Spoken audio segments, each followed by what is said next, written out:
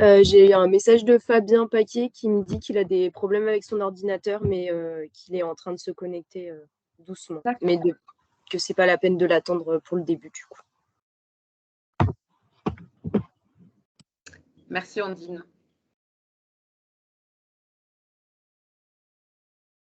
Personne n'a rencontré de soucis de connexion? Pas, si, mais à cause de l'orage. Ah, il y a beaucoup là c'est hyper orageux et depuis hier soir, moi j'ai de forts problèmes de connexion. Mais ça n'a rien à voir avec le café génial, c'est qu'il y a une cellule orageuse, c'est hyper électrique dans le. Moi j'ai des problèmes de connexion, mais qui n'ont rien à voir. Et je suis peut-être pas la seule dans le cas. Ça pourrait expliquer. Merci Christine.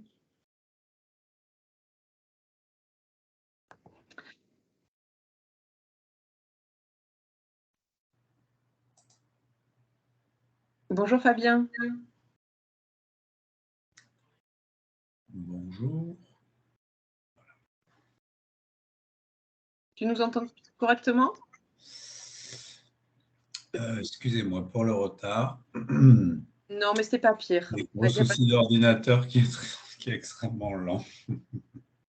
Et on voit qu'il y a un petit décalage, effectivement, avec ton image. La connexion n'a pas l'air très, très bonne. Bon, écoutez, je vous propose qu'on démarre. 9h10, hein, on a laissé le petit, alors pas le petit quart d'heure, mais les petits 10 minutes en fait aux retardataires. J'espère qu'il y en aura qui arriveront en cours de route encore, hein, puisqu'on était quand même bien plus d'inscrits que ça à la base.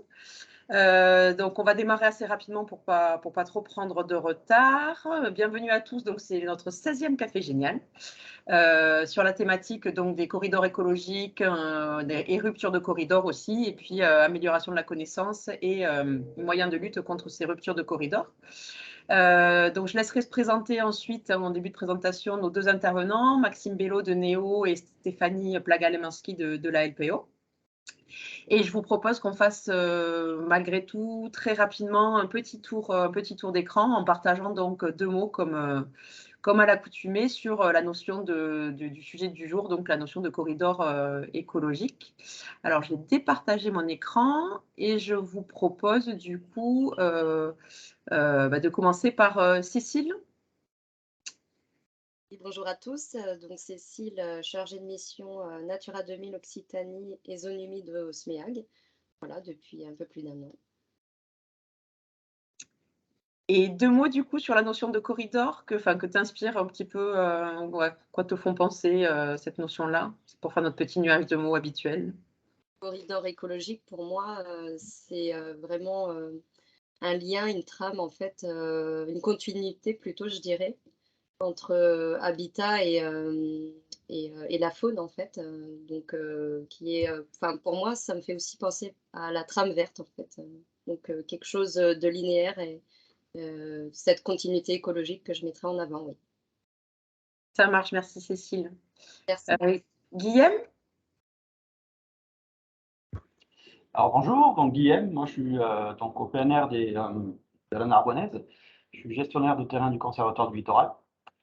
Du coup, là, on est en pleine révision de charte de notre côté, donc on est en plein dans les corridors, tram vert, tram bleu, tram noir, on est en plein dedans là, pour toutes ces différentes espèces qu'on a sur notre territoire, avec leurs différents milieux, toutes les ruptures qu'on peut avoir sur notre territoire, entre l'autoroute, la future LGV, les différents villages, les routes, enfin voilà, donc on est en plein dedans nous en ce moment, et c'est un sujet qui nous intéresse et qui est hyper important. Voilà. D'accord. Et 2 mots du coup sur les corridors? Oui. Ce sont des espaces essentiels entre les différentes zones de vie de différentes espèces. Ça va être la zone de reproduction, la zone de nourrissage, la zone pour grandir. Enfin, voilà, ce sont des espaces vraiment essentiels dans le cycle de vie de plein d'espèces et qui malheureusement sont de plus en plus dégradés, voire coupés. Tu nous as explosé le nombre de mots là. Ah, Mais merci, ça t'a inspiré, je vois. On était chez vous, du coup, sur le parc de la Narbonnaise jeudi dernier, sur le domaine du Grand Castelou avec Cataline et Laurent. Tu devais ok. le, si tu le savais. Merci Guillaume, du coup. Marine?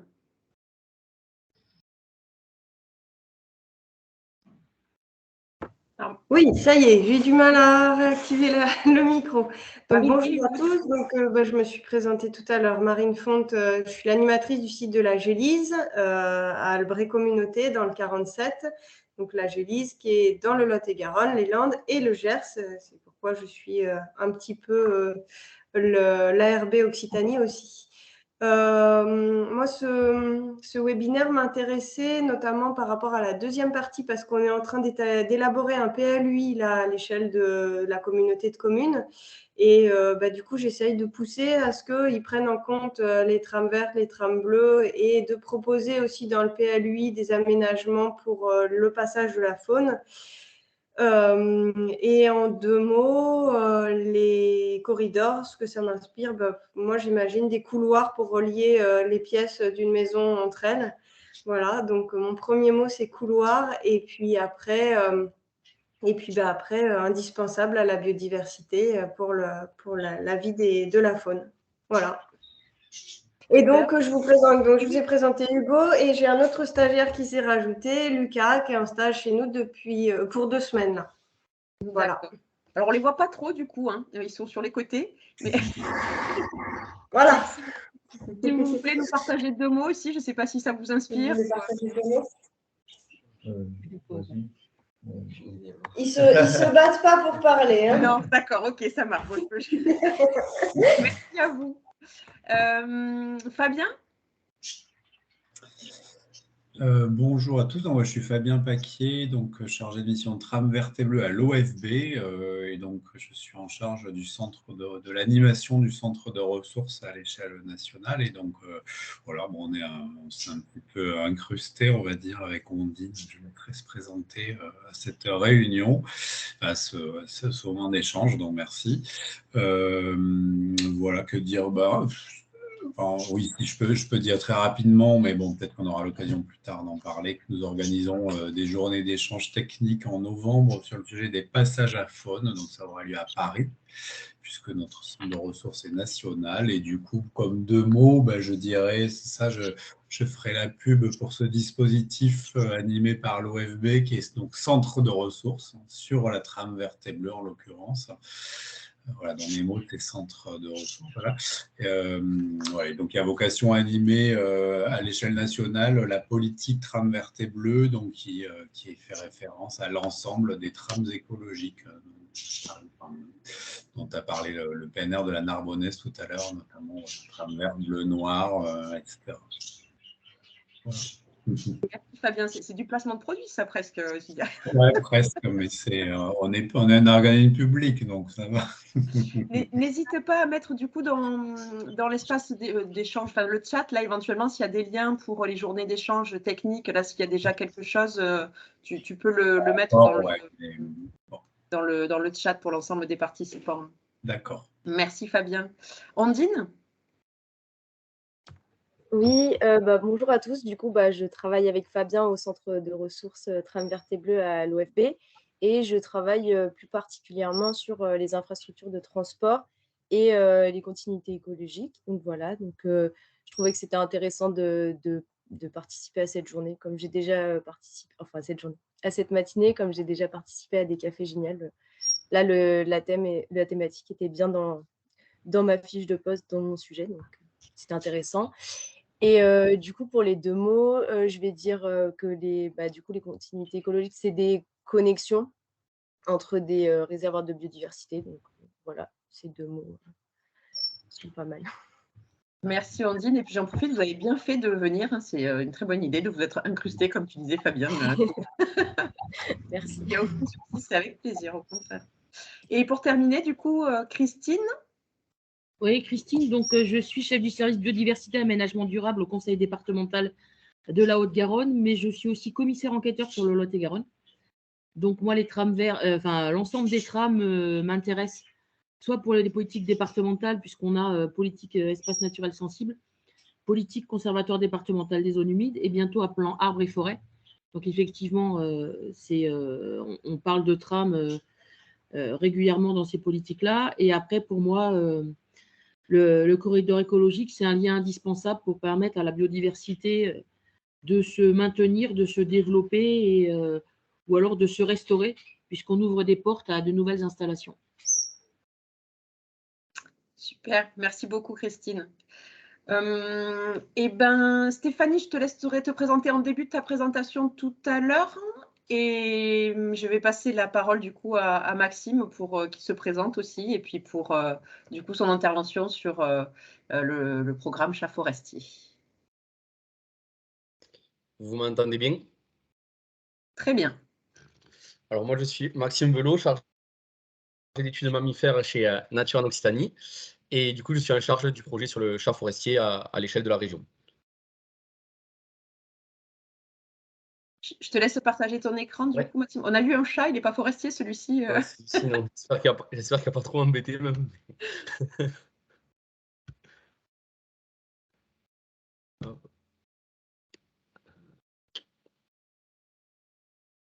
Alors, est-ce que tout le monde y voit bien? Pour moi, c'est nickel. Pour les autres aussi? Impeccable. Parfait. Très bien. Super. Oui, c'est bon. Ok. Bon, du coup, alors je vais vous présenter un projet sur le chat forestier qui est mené depuis juillet 2020 par l'association Nature en Occitanie. Et je vais me focaliser un petit peu sur tout l'aspect corridor écologique, et notamment les corridors écologiques fonctionnels pour la recolonisation du chat forestier à l'échelle de la région Occitanie. Donc, dans un premier temps, je vais vous présenter un petit peu l'espèce, déjà comment la reconnaître, donc dire deux mots là-dessus, vous présenter les différents objectifs du projet, et ensuite on s'attardera sur tout l'aspect corridor écologique. N'hésitez pas, si vous avez des questions ou s'il y a des mots que vous ne comprenez pas durant ma présentation, à m'interrompre. Et ensuite, je répondrai aux questions plus générales à la fin de ma présentation. Oui, alors juste, je te coupe, je ne l'ai pas précisé, effectivement, il y a un temps après la présentation pour les échanges. Après, effectivement, Maxime, c'est à toi de dire si tu souhaites que les gens posent des questions au fur et à mesure pour que ce soit plus vivant. C'est bien évidemment autorisé aussi, hein, c'est en fonction de ce que tu préfères. Bon. Voilà, c'est surtout s'il y a des mots ou des termes que vous ne saisissez pas, comme ça permet qu'on avance tous ensemble sans qu'un d'entre vous soit perdu. Voilà. Si jamais, n'hésitez pas à m'interrompre. Donc le chat forestier, c'est un félin protégé et autochtone français qu'on reconnaît grâce à différents critères phénotypiques. Donc les critères phénotypiques, c'est les critères, les marques visuelles qu'on peut voir sur son pelage. Donc d'abord, on va voir cette ligne dorsale là bien marquée qui part du début de la queue et qui s'arrête au niveau des épaules. Une queue assez épaisse avec un manchon noir à son extrémité et 1 à 3 anneaux noirs complets qui remontent après le manchon. 4 traits noirs présents sur sa nuque, des rayures sur les pattes avant, donc notamment à l'intérieur des pattes avant. On va retrouver aussi un pelage plutôt uniforme, brun fauve, avec très peu de marbrure. Donc un chat forestier n'aura jamais de blanc, jamais de roux, il sera toujours de ce couleur-là. Il aura l'arrière des pattes noires, et ensuite l'iris des yeux verts et la truffe rose. Donc là, c'est les différents critères de reconnaissance de l'espèce. Pour sa description morphologique, donc c'est une espèce qui va peser en moyenne 3,5 kg pour les femelles et qui peut atteindre 5 kg, voire 6 ou 7 kg pour les gros mâles, qui va mesurer jusqu'à 90 cm de long avec la queue et qui va avoir une hauteur qui avoisine les 40 cm pour une durée de vie comprise entre 8 et 12 ans. Donc le chat forestier est aujourd'hui une espèce protégée depuis 1981 et a été par le passé assez chassé, notamment pour sa fourrure et pour la concurrence qu'il y avait avec l'homme, enfin ce qu'on supposait du moins. Donc dans les années 50, il y avait beaucoup de pays européens, y compris la France, qui chassaient l'espèce. Donc on voit, il y avait jusqu'à 1000 pots qui étaient vendus par an en ex-URSS, 10 600 chats forestiers qui étaient tués en Slovaquie en une année en 1980, et jusqu'à 1000 individus qui étaient prélevés dans le département de la Meuse, donc en Lorraine, pour la France. Alors qu'aujourd'hui, on s'est aperçu que c'est quand même un allié des agriculteurs et qui prédate chaque année jusqu'à 7000 campagnes. Au niveau de son biotope, donc c'est une espèce qui est dite ubiquiste, qui s'adapte un petit peu face aux saisons. On peut la retrouver dans n'importe quel biotope. Donc, au niveau de la mer, on a eu des observations à Bagnoul-sur-Mer, par exemple, à 0 mètres d'altitude, et il va monter jusqu'à 3000 mètres d'altitude. Donc, on l'a photographié sur le massif du Madre, sur les crêtes à 2900 mètres d'altitude, sans souci. Donc, c'est une espèce qui va être présente tant qu'elle trouve de la ressource trophique, donc des micromambres, notamment pour s'alimenter et survivre. Par contre, elle va faire ce qu'on appelle une petite migration, notamment l'hiver. Les chats forestiers présents en haute altitude vont avoir tendance à descendre parce qu'avec la couche de neige assez importante, ils vont avoir du mal à trouver des micro-mammifères pour passer l'hiver. Donc pour sa répartition en France, il faut imaginer que dans les années 1850, l'espèce occupait la quasi-totalité du territoire français. Puis, comme on l'a vu précédemment, elle a été chassée, et notamment pour sa fourrure, et il est resté 2 grands noyaux de population relictuelle. Donc un premier noyau dans l'intégralité du massif pyrénéen, et l'autre noyau sur le quart nord-est de la France, donc sur la Lorraine, les Vosges, le Jura. L'espèce a ensuite été protégée en 81, et puis elle a commencé à recoloniser des nouveaux territoires, notamment grâce à l'utilisation des corridors écologiques, on s'attardera un peu plus tout à l'heure. Et aujourd'hui, on la retrouve dans de nouveaux départements. Donc, l'OFB a confirmé la présence du chat forestier dans l'Hérault en 2020, et Nature en Occitanie a confirmé la présence du chat forestier dans le département du Tarn en 2021. Donc, c'est encore 2 départements qu'on voit là qui ne sont pas allumés en vert. Donc, le Tarn ici et l'Hérault, voilà, juste là. Et on voit que les 2 noyaux relictuels sont en train progressivement de se rejoindre, et donc le chat forestier de recoloniser des territoires où il était présent par le passé. Malgré ça, l'espèce rencontre des obstacles pour sa recolonisation, donc certains obstacles plutôt anthropiques et d'autres qui correspondent plus à des menaces naturelles, notamment avec la prédation via les grands rapaces comme le grand-duc, l'aigle royal ou le renard encore chez les jeunes individus. Donc les collisions routières, c'est vraiment un obstacle majeur pour la recolonisation de l'espèce. Elles arrivent très fréquemment durant la période de rut. Donc pourquoi? Parce que les mâles qui sont très territoriales, arrivé le mois de décembre, janvier, quand le chat forestier commence sa période de rut, les mâles vont avoir tendance à se déplacer pour trouver des femelles pour s'accoupler. Donc aujourd'hui, on sait que les territoires des animaux sont parsemés de voies routières ou d'infrastructures, et donc ils sont contraints à traverser éventuellement des autoroutes ou des routes départementales, nationales, et donc subissent quelquefois les collisions routières. Donc ça, c'est 2 mâles, pour info, récupérés dans le département de l'Aude durant l'hiver 2021-2022. Ensuite, on va voir la fragmentation de son habitat qui est reliée un petit peu aussi aux collisions routières. Donc là, les corridors écologiques ont tout leur sens. Donc si on voit sur l'image de gauche un grand territoire, éventuellement de chats forestiers, qui est traversé par une autoroute. Et donc là, on comprend bien qu'il y a une difficulté pour l'espèce pour se déplacer d'une zone à l'autre, donc de la zone est à ouest. Les populations vont donc être isolées, ça va apporter de la consanguinité, une baisse de diversité génétique. Et les espèces auront du mal à se déplacer pour continuer à chasser ou tout simplement à se reproduire. Et là, on voit sur l'image en bas à droite un chat forestier femelle, donc retrouvé percuté sur l'autoroute A61 au niveau de Carcassonne. Une autre menace, on va retrouver plutôt une menace fantôme, donc hybridation. Je parle de menace fantôme parce que là, on ne voit pas une route qui fragmente un habitat de chat forestier où on ne retrouve pas un individu percuté sur le bas-côté. On voit simplement un chat domestique à droite et un chat forestier à gauche qui partagent vraiment le même territoire. La photo a été prise au même endroit. Et donc, ce qui se passe, c'est qu'aujourd'hui, avec l'augmentation du chat domestique dans tous les foyers des Français, on retrouve des individus qui sont en pleine nature, en forêt, et qui sont non stérilisés. Et donc, ils ont tendance à s'hybrider avec le chat forestier, avec notre espèce autochtone, et à offrir une descendance qui est fertile. Et donc, peu à peu, on perd notre vraie souche de chats forestiers et on tombe sur une population qui est hybride. Donc voici une illustration là, de chat forestier. Ça correspond à un hybride de première génération. Donc celui-ci a été analysé en laboratoire. Donc on retrouve quelques critères phénotypiques du chat forestier, notamment le manchon noir là, à l'extrémité de la queue, mais qui est composé d'une petite pointe blanche. Donc là, c'est vraiment un signe d'hybridation. Un pelage qui est plutôt marbré, avec une ligne dorsale qui est présente, mais on voit une pseudo-ligne là, parallèle à cette ligne dorsale. Donc il y a vraiment un mélange de critères phénotypiques à la fois de chat domestique et à la fois de chats forestiers. Donc en juillet 2020, Nature en Occitanie a déposé un projet auprès de la région Occitanie sur un appel à projet amélioration de la connaissance de la biodiversité. Donc on a déposé un projet intitulé Le chat forestier au service de la conservation des forêts des Pyrénées et de la montagne noire en Occitanie. On a été lauréat au printemps 2021 et c'est un projet qui va s'échelonner jusqu'à la fin 2023. Donc à travers cette étude, plusieurs objectifs. D'abord, on voulait réaliser une cartographie précise de l'espèce en montagne noire. Donc la montagne noire, je vous présenterai un petit peu. C'est un massif qui est compris entre le département du Tarn et de l'Aude. C'est l'extrême sud du massif central. Et jusqu'à présent, on avait quelques témoignages, quelques données, mais sans preuve de chats forestiers. Donc, on voulait un petit peu éclaircir cette population, savoir d'où elle arrivait. Est-ce qu'elle arrivait du quart nord-est, donc de la population lorraine, ou plutôt qu'elle remontait depuis le massif pyrénéen. On a également déposé comme objectif de cartographier l'espèce de manière précise dans la région Occitanie, c'est-à-dire vraiment effectuer une carte de répartition de l'espèce au sein de chaque département d'Occitanie, mais avec derrière une preuve génétique. Donc aujourd'hui, on a des données de chats forestiers, mais qui sont quelquefois douteuses.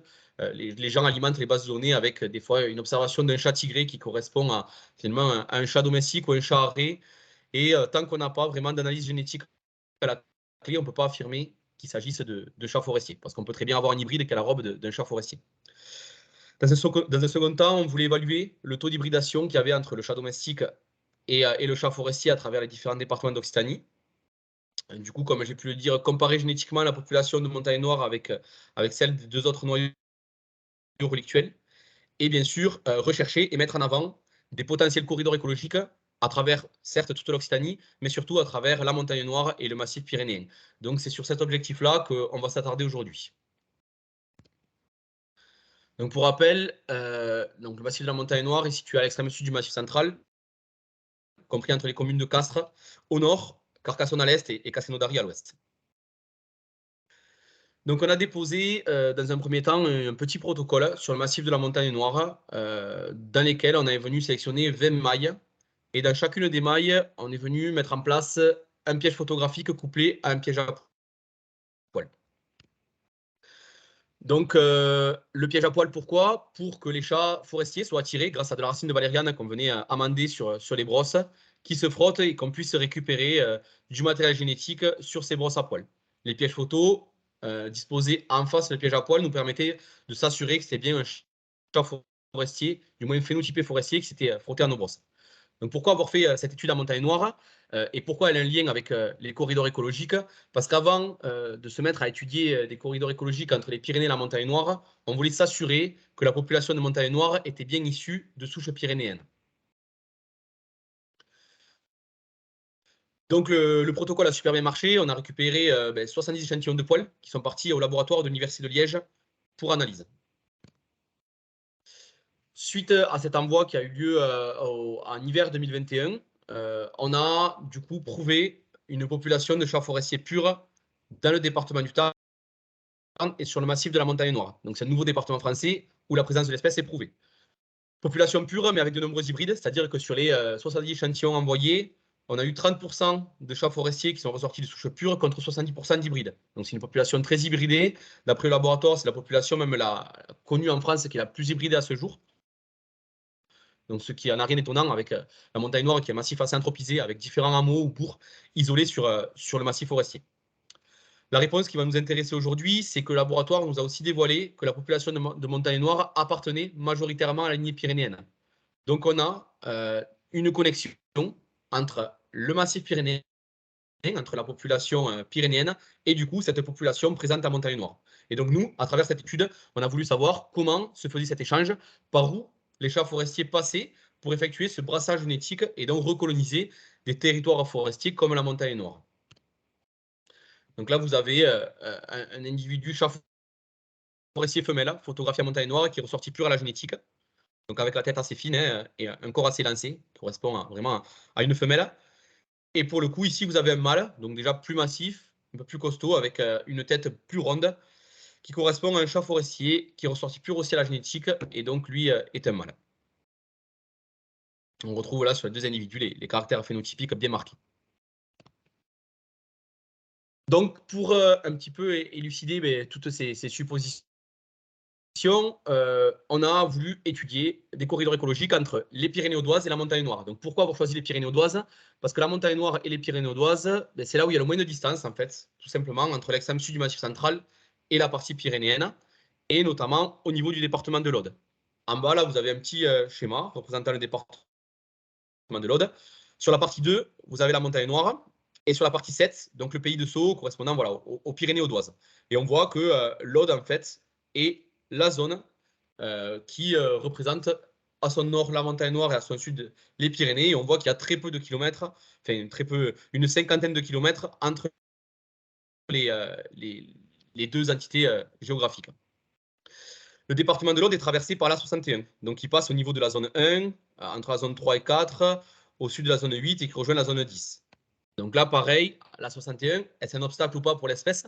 Comment le chat forestier fait-il pour transiter entre la montagne noire et les Pyrénées, malgré la présence de l'autoroute?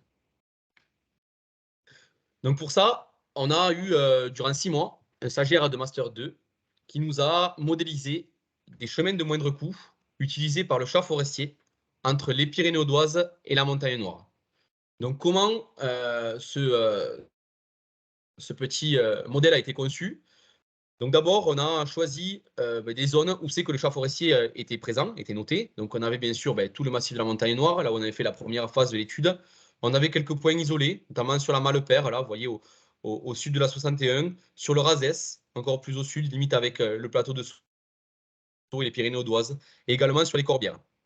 Donc on est parti de ces données, on a sélectionné les différents habitats du chat forestier, et le stagiaire a attribué une note la plus basse quand l'habitat se rapprochait à celui du chat forestier, et une note la plus haute quand il s'agissait de bâtis, de vignes, des habitats finalement qui ne correspondaient pas trop à l'espèce.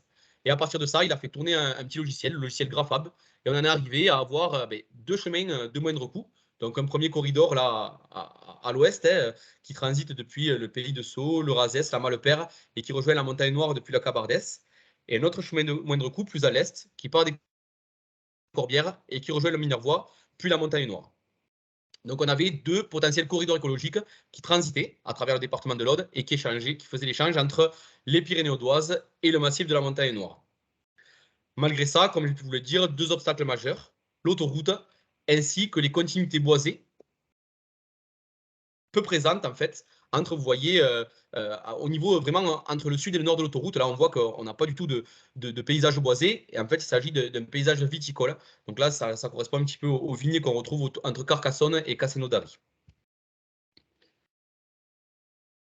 Donc pour essayer de prouver ces chemins de moindre coût, on a mis en place, un petit peu comme on l'avait fait en montagne noire, différentes mailles d'études, différents quadras, de part et d'autre de l'autoroute. Donc vous voyez, à l'ouest, on a deux premiers quadras, donc un au nord de l'autoroute qui correspond à la partie Cabardès et l'autre au sud qui correspond à la Malepère. À l'est, on a aussi deux autres quadras, un qui correspond au Minervois au nord et l'autre au Corbières au sud. Le but était de récupérer du matériel génétique chaque fois de part et d'autre de l'autoroute et du coup comparer ce matériel génétique, voir si on retrouvait encore une fois une similarité entre les deux quadras, c'est-à-dire entre le nord et le sud de l'autoroute, et donc du coup voir si l'autoroute était un frein ou pas pour l'espèce. En plus de ça,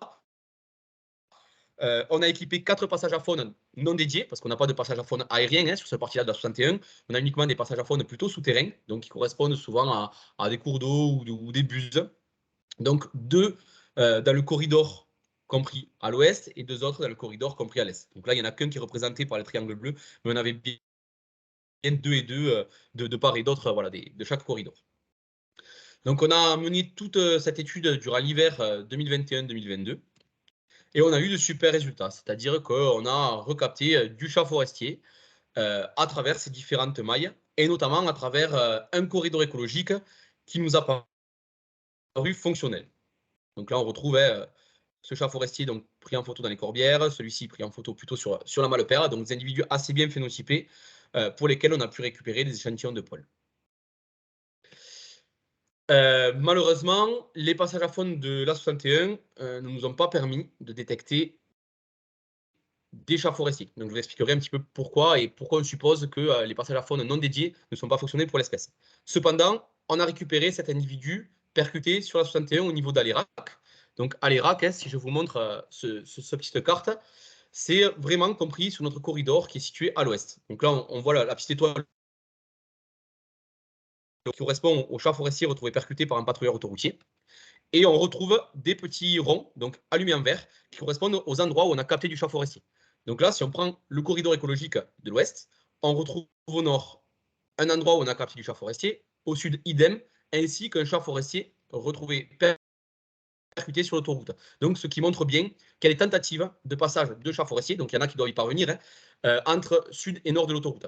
Cela, maintenant, donc tous les échantillons sont partis en analyse génétique au laboratoire de l'Université de Liège et on espère retrouver une génétique similaire entre la partie sud et la partie nord de l'autoroute, et ainsi que sur le chat retrouvé percuté.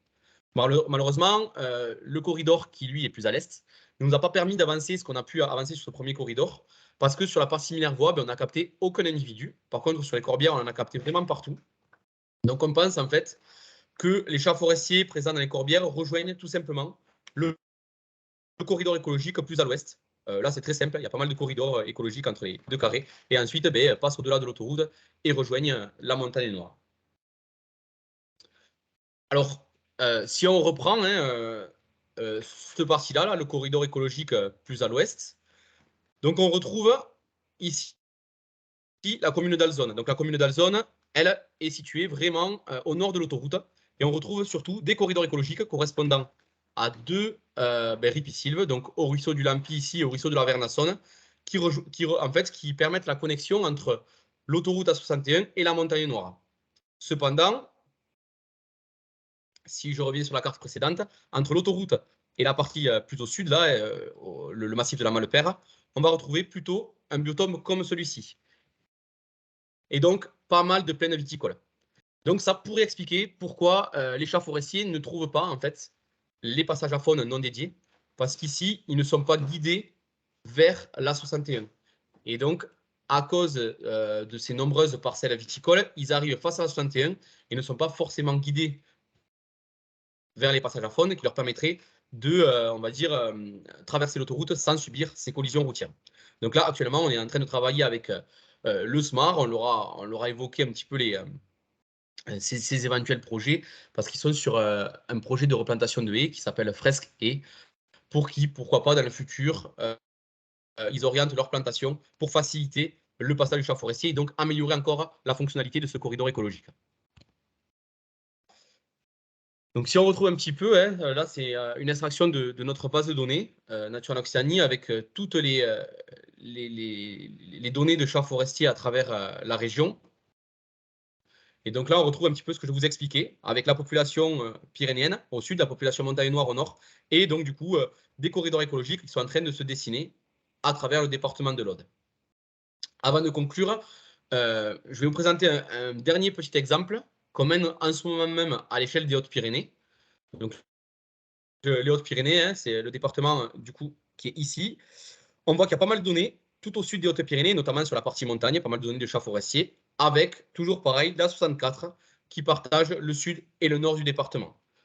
On voit ici un lambeau forestier, donc un corridor écologique qui part du sud et qui s'étend jusqu'au nord du département. Et on a voulu savoir un petit peu ce qui se passait à ce niveau-là. Est-ce que la 64 était un frein ou pas pour l'espèce?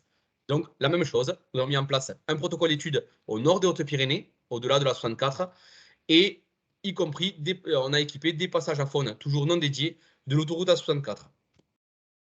Donc, on retrouve un petit peu les exemples. Donc, on a nos 3 passages à faune équipés ici, et nos différents dispositifs mis en place plus au nord. Sachant qu'au sud, on avait déjà de la génétique de chats forestiers. Donc, on avait juste à prouver que les chats forestiers traversaient la 64 et étaient retrouvés au nord du département.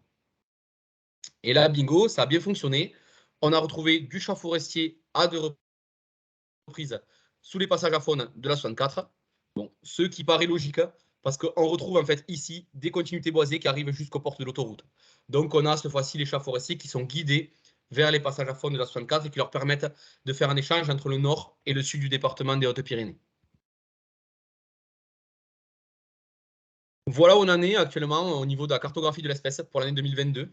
Et donc là, on va continuer à travailler sur l'espèce jusqu'à la fin de l'année 2023 et notamment maintenant s'intéresser à des zones de piémont la partie Volvestre, en limite Haute-Garonne, Ariège, et toute la partie Mire-Pessien, aussi en Ariège.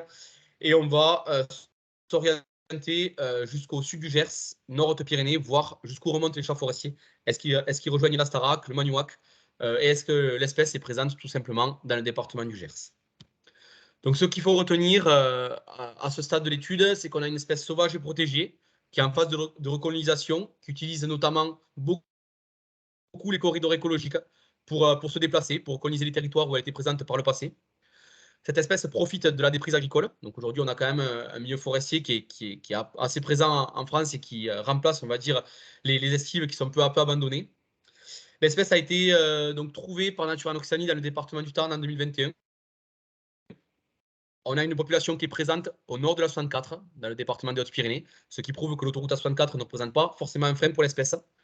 Et on est en train peu à peu de prouver que la 61, pareil, ne représente pas un frein pour l'espèce, mais agit quand même avec plus de difficultés pour le chat forestier et pour son déplacement, parce qu'on a des corridors écologiques peu marqués qui permettent à l'espèce de trouver les passages à faune non dédiés et donc rejoindre la montagne noire.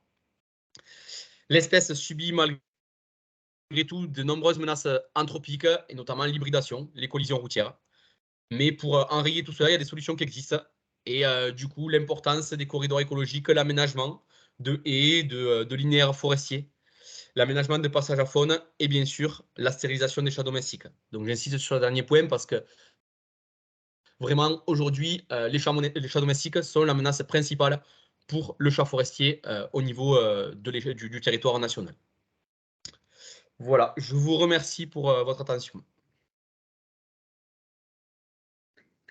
Merci Maxime pour cette super présentation, c'était super intéressant. Alors moi j'ai des questions, mais je vais d'abord laisser la parole aux participants. Est-ce que vous avez des... Alors Christine? Christine? Oui, pardon. Oui, Maxime, merci pour la présentation. Moi, j'ai quelques questions parce qu'en fait, je me rends compte qu'incessamment sous peu, la Haute-Garonne va être concernée par une étude, si j'ai bien compris, dans le Volvestre, etc. Oui. Donc moi, j'ai une question déjà, c'est comme on a des typologies de haies qui sont différentes en fonction des espèces qui vont utiliser ce corridor écologique, est-ce qu'il existe déjà un cahier des charges, une spécificité pour les haies qui seraient à planter? Alors, ce qu'on s'est aperçu au fur et à mesure de l'étude, c'est que le chat forestier va avoir besoin d'un couvert qui va quand même être assez dense. Donc, c'est-à-dire, il faut qu'une haie ait au moins une maturité de 5 ans pour qu'elle soit utilisée par l'espèce. En plus de ça, le chat forestier va avoir tendance à délaisser un petit peu tout ce qui est plantation de résineux purs. Bon, pour les haies, on n'est pas trop dans ce concept-là, mais voilà, le chat forestier a besoin de feuillus et potentiellement d'arbres à graines hein, pour qu'en fait, il y ait du micro-mammifère et donc de la ressource alimentaire pour lui. Ce qui est surtout important au niveau de la typologie de haie, ça va être la densité et la largeur de la haie. Le chat forestier va avoir besoin d'une haie assez large, donc il va faire minimum 5 mètres de large et qui va être assez dense avec un couvert arbustif et un couvert arboré.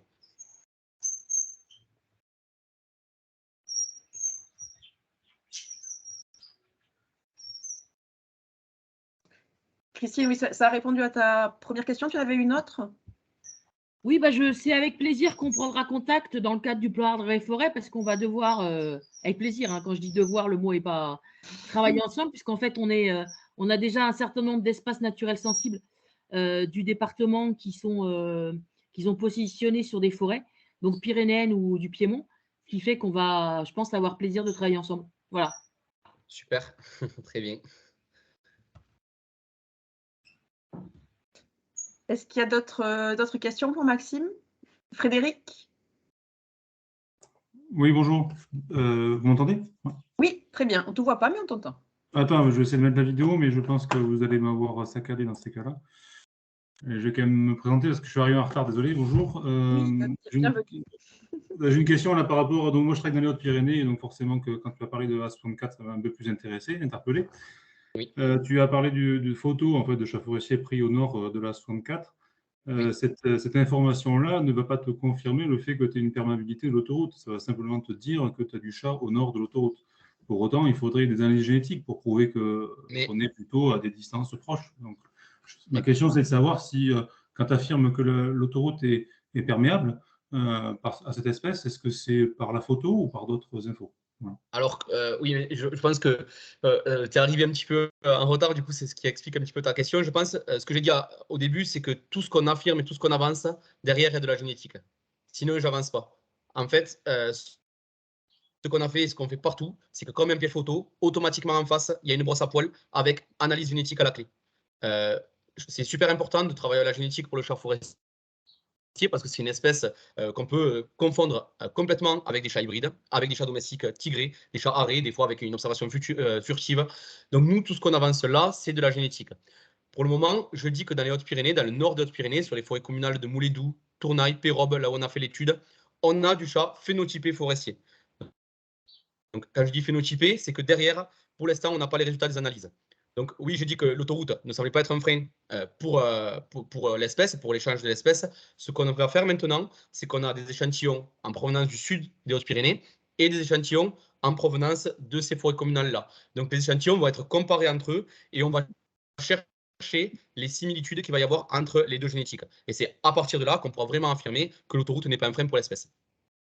Parfait, ok. Merci. Avec plaisir.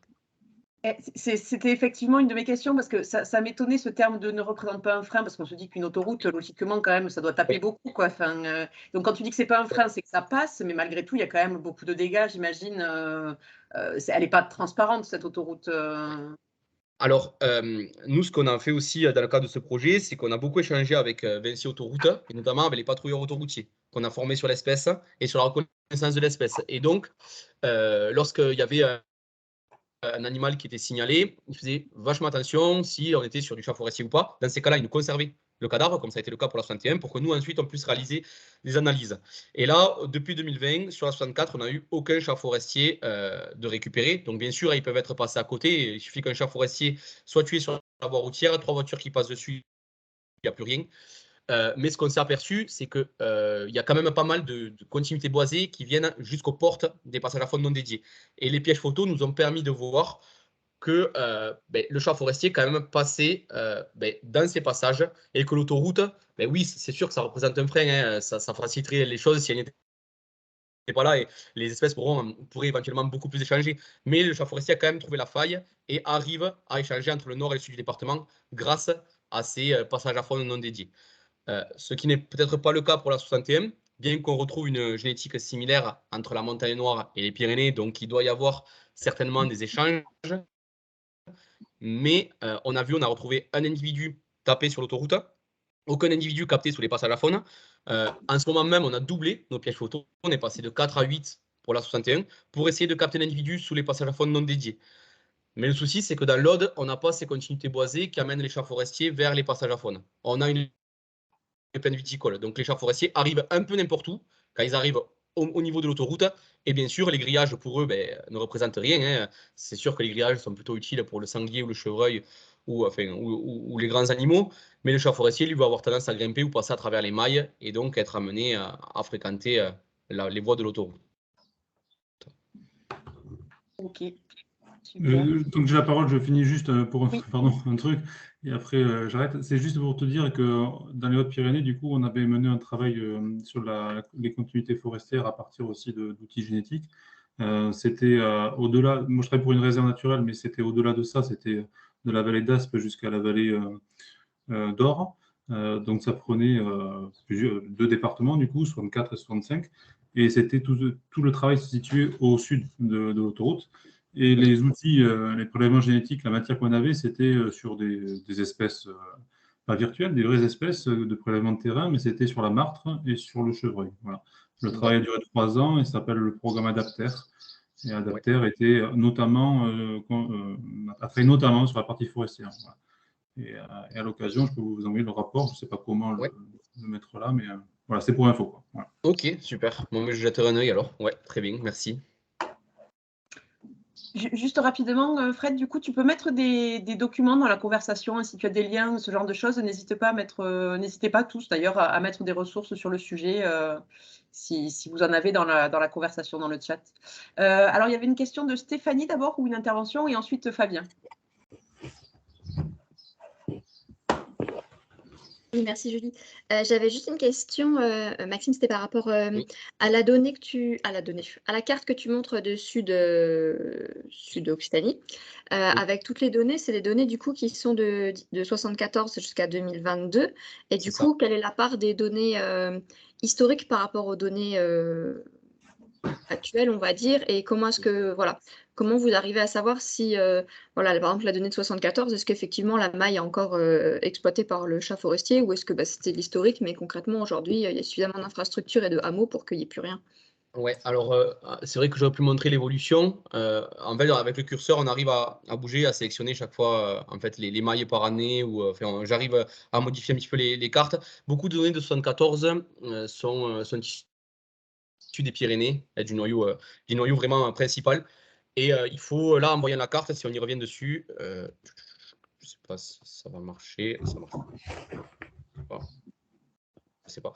Du coup, si on revient sur la carte, on a vu qu'il y avait pas mal de données dans les Pyrénées, et notamment sur la Montagne Noire et au niveau du département de l'Aude. Il faut imaginer que toutes les nouvelles données aujourd'hui sont, donc depuis 2020, sont celles de Montagne Noire et du département de l'Aude.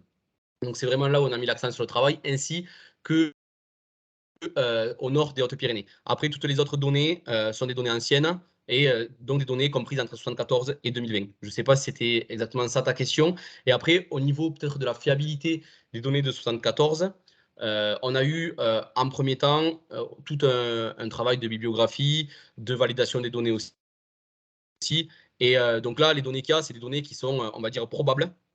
Et tout ce qui est données un petit peu erronées ne sont pas représentées sur cette carte-là. Voilà, je ne sais pas si je réponds un petit peu à ta question, ou si c'était autre chose que tu attendais. Non, tu as répondu quand tu expliquais la part historique et actuelle. Donc, c'est nickel. Merci. Avec plaisir. Fabien? Oui, déjà, je voulais remercier Maxime pour cette présentation. C'était hyper intéressant. Je trouve ça très riche, et voilà, donc, je trouve ça chouette parce qu'il y a aussi des solutions qui sont présentées, notamment sur cette perspective d'aménagement de haies. Donc, je voulais savoir s'il y a une sorte d'animation qui va être mise en place pour veiller à ce que ces soit vraiment installé, parce que ça n'a pas l'air d'être prévu pour tout de suite. Donc, ça, c'est une première question déjà. Est-ce que vous, votre projet vous permet de poursuivre votre démarche et d'animer ça auprès de la structure? Enfin, je ne sais plus qui c'était, une association, je ne sais plus qui était susceptible de planter les haies. C'est une première question. Après, il y en aurait d'autres comme ça. Ok. Bon, du coup, en fait, le programme qu'on a déposé, c'est talonné surtout sur de l'amélioration de connaissances. Donc, on a travaillé à travers, on va dire, la quasi-totalité des territoires de l'Occitanie. On s'était réparti un petit peu le travail avec l'OFB, qui est partenaire de l'étude. L'OFB, eux, se sont concentrés sur le département de l'Aveyron. Et là, maintenant, on va faire la Lozère et le Lot. Et nous, on couvrait toute la partie plutôt sud-Occitanie, avec le Gers, Haute-Pyrénées, Haute-Garonne, Tarn, Aude, Pyrénées-Orientales, Ariège. Donc vraiment le grand sud d'Occitanie, et eux plutôt les trois départements au nord. Une fois que tout ce travail d'amélioration de connaissances sera terminé, dès qu'on aura nos réponses un petit peu à tout ça, on va proposer des perspectives. Donc là, actuellement, quand il n'y a pas de terrain pour le chat forestier, on fait de la sensibilisation auprès du grand public un petit peu pour faire connaître l'espèce, comment la protéger. On parle de l'hybridation, tout ça. Et on parle aussi de ces nouvelles, de ces améliorations qu'on pourrait mettre en place pour favoriser les échanges du chat forestier à travers ces habitats, et notamment améliorer un petit peu les corridors écologiques et les trames vertes utilisées par l'espèce. Par contre, après, on n'a pas, donc c'est que des perspectives, mais pour continuer à travailler dans ce sens et suivre éventuellement des haies qui seraient plantées par le SMAR et dans le cadre du programme Fresque, et à travers le département de l'Aude, et notamment vers l'autoroute A61, pour le moment, on n'a pas de financement pour effectuer un suivi sur ces haies-là.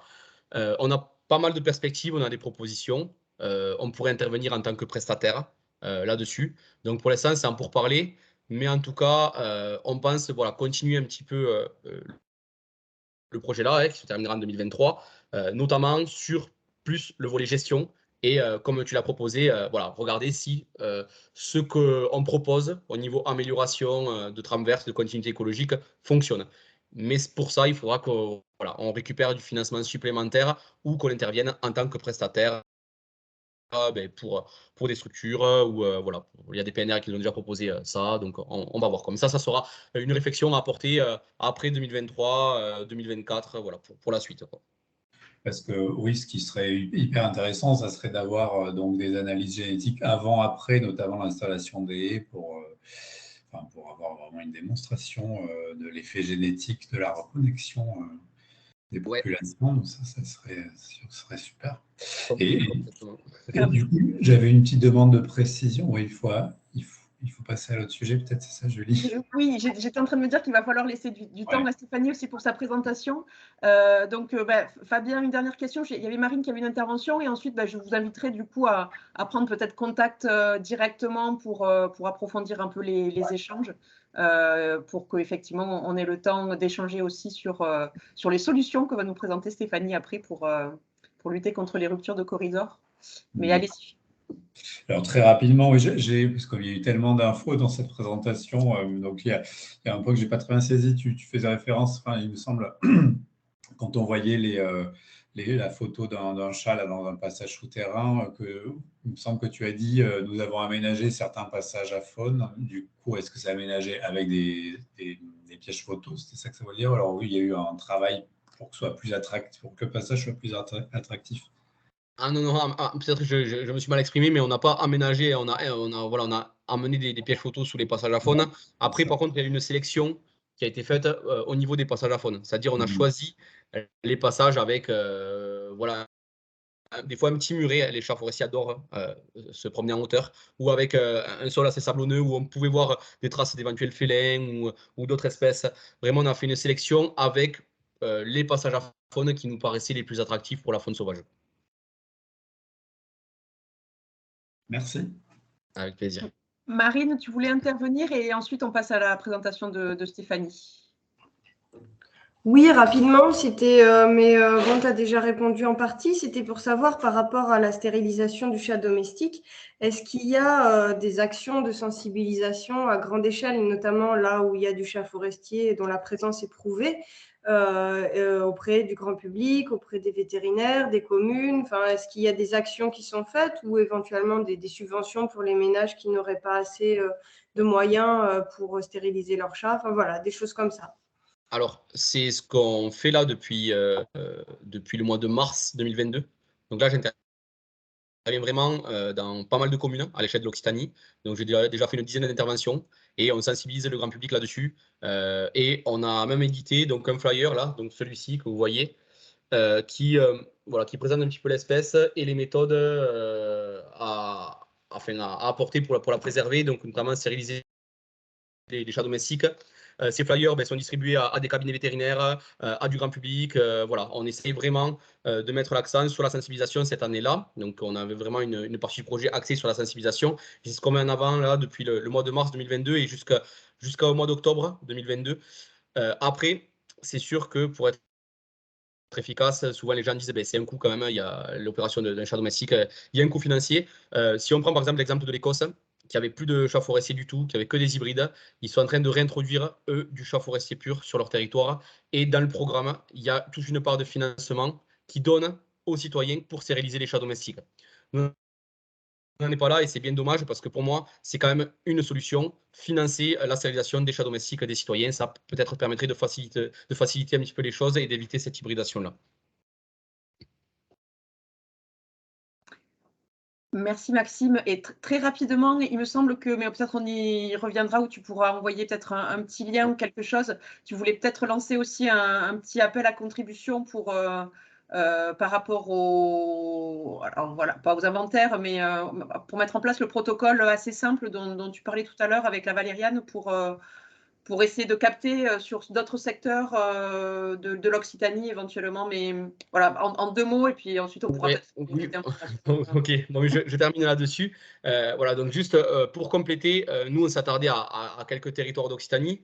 On n'a pas, on n'est pas allé sur les territoires de réserve naturelle, par exemple, parce que souvent on sait qu'on a pas mal de réserves naturelles sur la partie Pyrénées. Donc nous, ça nous intéressait pas d'aller sur la partie montagne. On sait qu'on a du chat forestier pur, on sait qu'il y a très peu même d'hybridation sur la partie Pyrénées, mais sous forme de volontariat et pour des structures qui le souhaitent, il est possible de mettre en place des pièges photos et des brosses à poils, donc avec, en respectant le protocole qu'on a mis en place pour essayer éventuellement de capter des échantillons de chats forestiers sur leur territoire et de continuer un petit peu à améliorer les connaissances de l'espèce à l'échelle de l'Occitanie. Donc voilà, c'est une possibilité et c'est pour ça que voilà, s'il y a des volontaires, c'est avec plaisir que je peux guider un petit peu les volontaires là-dessus pour essayer d'agir sur des territoires où certes on sait qu'il y a du chat forestier, mais pour les territoires pour lesquels on n'a pas d'échantillons génétiques à la clé. Voilà. Super, merci Maxime. Donc du coup, dans ces cas-là, s'il y a des gens qui sont intéressés, vous pouvez revenir vers Maxime, vous avez son adresse ou vers moi éventuellement, je ferai le lien. Et puis voilà, si on a un certain nombre de personnes, un groupe assez important, on pourra éventuellement faire une petite visio pour complément, pour avoir justement un peu les explications précises par rapport au protocole, etc., pour mettre ça en œuvre par les gestionnaires d'Occitanie. En tout cas, merci beaucoup Maxime pour cette présentation, c'était vraiment super intéressant. Et voilà, on va quand même passer à la présentation d'après, donc du coup sur les mesures alternatives pour réduire la mortalité routière. Et donc Stéphanie, je te laisse partager ton écran et je te laisse la parole et te présenter. Merci beaucoup. Merci Julie. Alors je partage en espérant que ce coup-ci ça marche. Je compte sur vous pour me dire.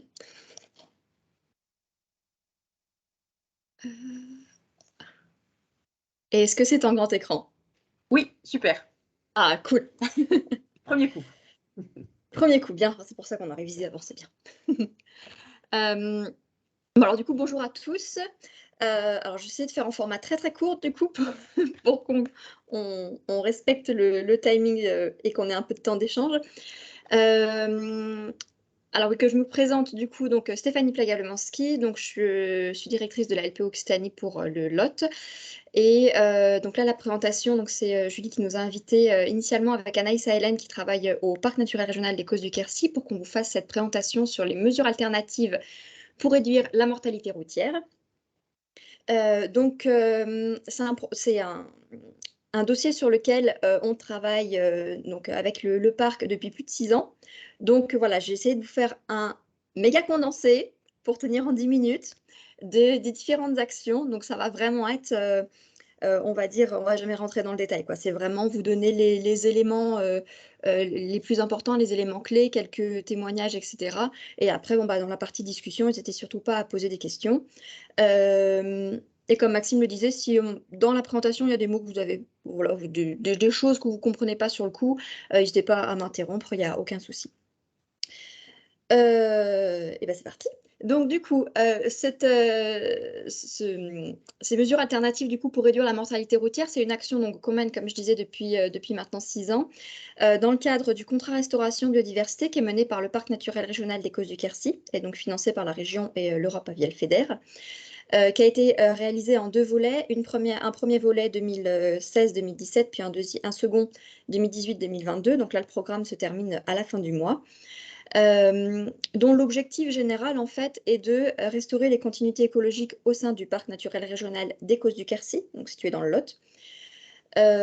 Au cours du premier volet, on a vraiment, 2016-2017, vu qu'il fallait axer toute une partie sur la mortalité routière et comment, en fait, trouver des solutions.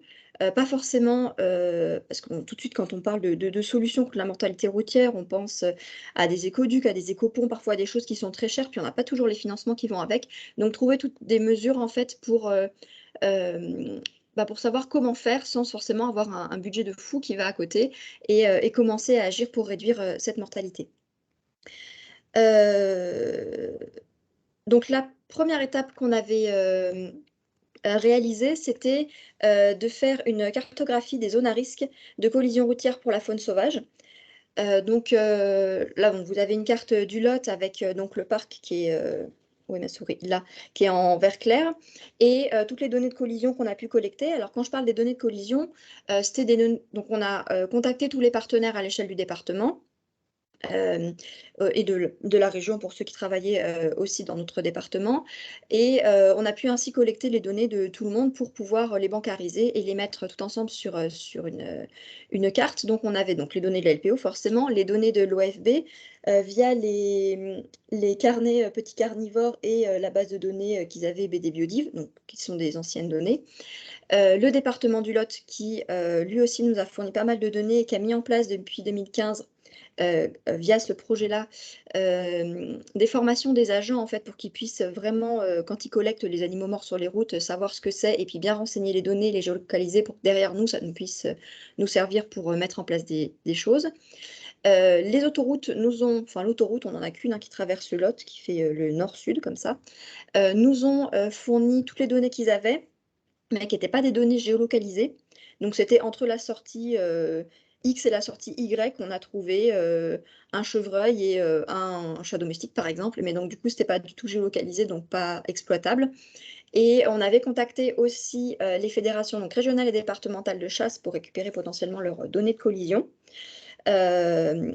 Et on n'a jamais reçu aucune donnée, bien que dans le cadre du programme donc Contrat Restauration Biodiversité, il y avait normalement un pont qui était réalisé avec le projet qui est mené par la Fédé de chasse via Fauna. Donc on essayait de faire les choses au plus possible en commun, mais c'est vrai que les données, on ne les a jamais reçues. Donc ça, voilà. Tout le monde n'a pas forcément joué le jeu.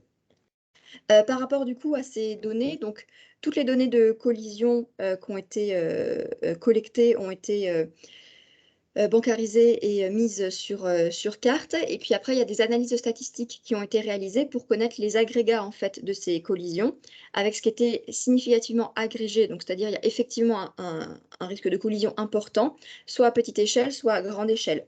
Donc là, vous voyez les points rouges. Les petits rouges foncés, là, c'est qu'il y a vraiment à cet endroit-là souvent des collisions. Et quand c'est des grosses zones rouges comme ici, c'est que sur ce gros secteur-là, à grande échelle, il y a vraiment un nombre de collisions qui est important. Pardon. Les données du coup qu'on a collectées vont de 2004 à 2022 avec en fait, un effort de collecte qui est plus important, un effort de prospection qui est plus important de 2015 à 2022, tant par du coup la LPO que par le département, vu qu'il y avait plus de monde qui se recensait.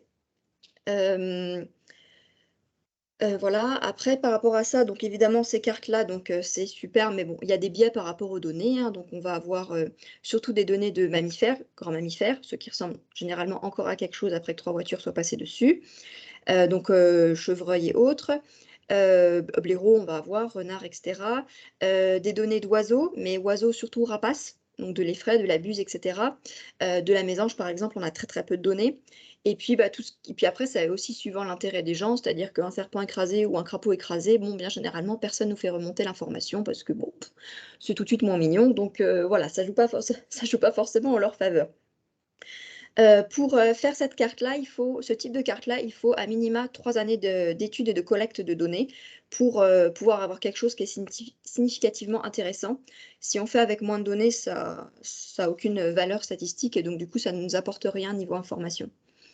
On a du coup réussi à, sur certains tronçons, enfin sur les tronçons du moins qui sont en rouge flashy, à déterminer globalement le nombre de collisions, du moins mammifères et grands oiseaux, donc rapaces de manière générale, le nombre de collisions par kilomètre de route.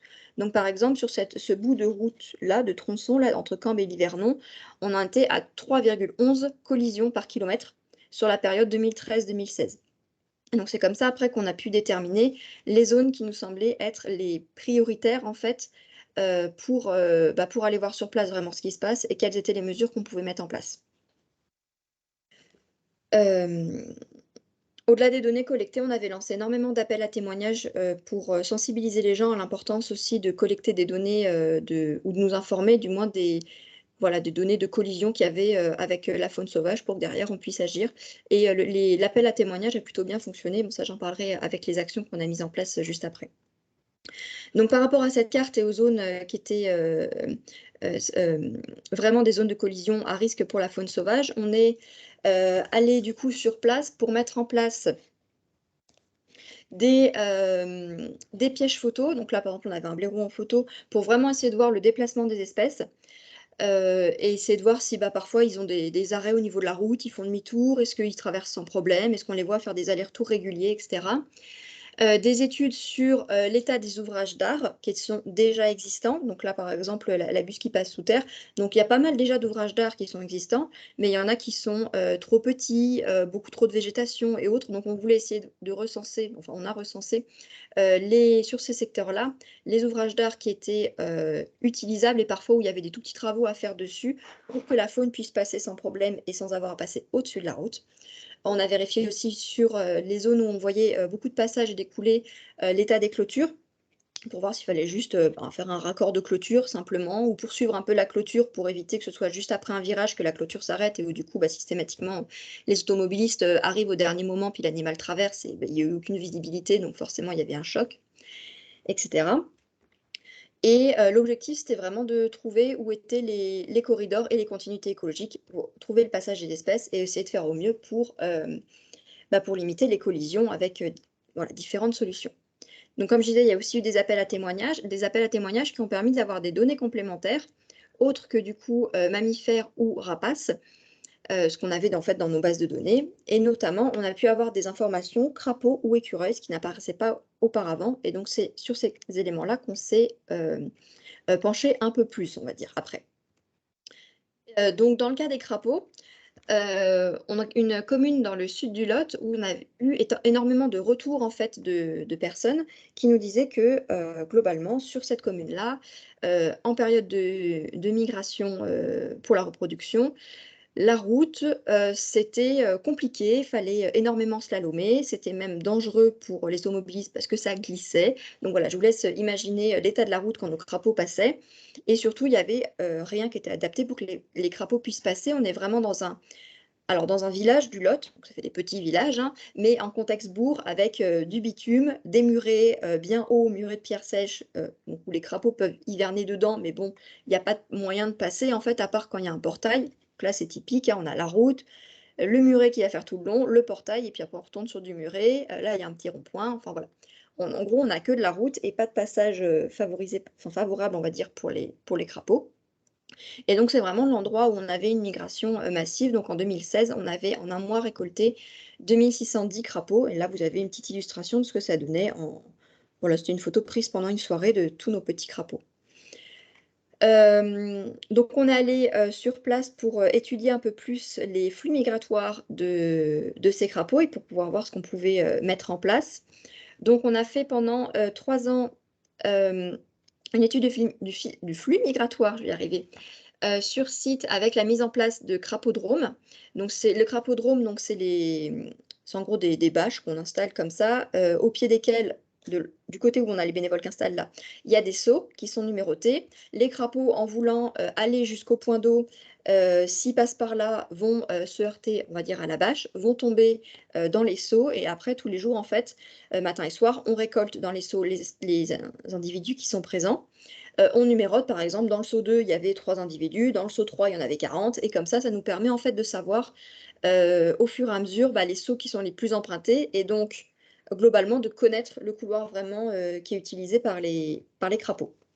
Non, là, je parle de crapauds parce qu'en l'occurrence, ici, on n'a pas collecté beaucoup d'autres amphibiens à part 3 individus de tritons, donc c'était surtout du crapaud. Donc ça, on l'a fait pendant 3 ans, ce qui est statistiquement bon en fait pour vraiment connaître le flux et pas avoir de biais liés à la biologie des espèces ou au climat. Et puis le crapodrome, initialement, comme on ne savait vraiment pas du tout où il passait, la première année, il y avait plus de 310 mètres de longueur de crapodrome un peu partout dans le village. Et au fur et à mesure où on commençait à voir se dessiner les flux migratoires, la taille du crapodrome diminuait, jusqu'à nous permettre de savoir exactement où étaient les flux. Dans le même temps, on a fait énormément de sensibilisation, alors avec de la signalisation en période de migration via la pose de panneaux routiers, l'animation vers les grands publics ou les scolaires, des rendez-vous avec les élus pour bien voir ce qu'on pouvait mettre en place, des réunions publiques pour que tout le monde soit bien au courant de ce qui se passait et comprenne ce qu'il en était, et de la sensibilisation des agents des routes, donc pour qu'eux aussi puissent agir quand on les contactait, puisque généralement, quand il se passe quelque chose sur une départementale, on appelle en priorité les agents des routes. Et donc, du coup, c'était bien qu'on ait les données en suivant.